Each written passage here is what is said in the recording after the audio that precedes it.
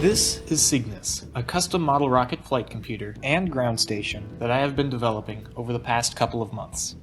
This all started at the end of the spring 2024 semester, when I was able to convince my chemistry teacher to allow me to test rocket fuels for my final project, which went about as well as you'd expect.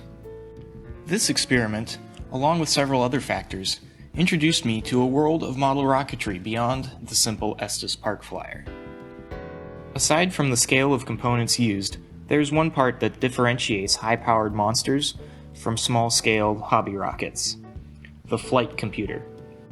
Flight computers come in all sorts of different shapes and sizes, but they all share the same drawback: a huge price tag. While it would have been much simpler to save up and buy a flight computer online, I took it upon myself to design and build my very own.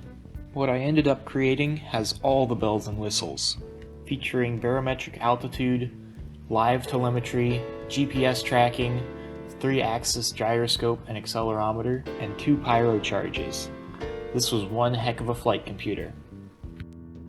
After months of development, first on a breadboard and then on a perf board, the flight computer was finally ready. Enter AWK-1, a launch vehicle that I designed in Onshape to test Cygnus. While bigger than any model rocket I've built previously, it's still quite small, at only 2.5 feet tall. Sticking with the budget theme, it's powered by an Estes D12 motor, which can be bought at any Hobby Lobby for about $5 a piece.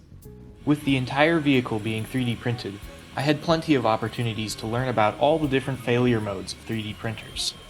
But finally, I had a plastic rocket full of electronics and several hundred lines of code, ready to fly.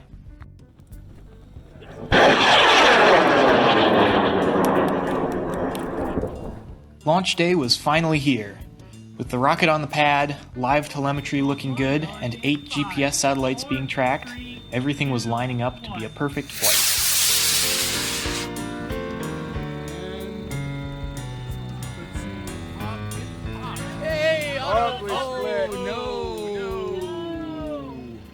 While more work needs to be done to keep the parachute attached to the rest of the rocket, the flight computer worked beautifully and was a huge success. In the future, Cygnus will be used in much larger rockets, helping me test experimental propellants and engine designs, and may even be commercialized one day. Anyways,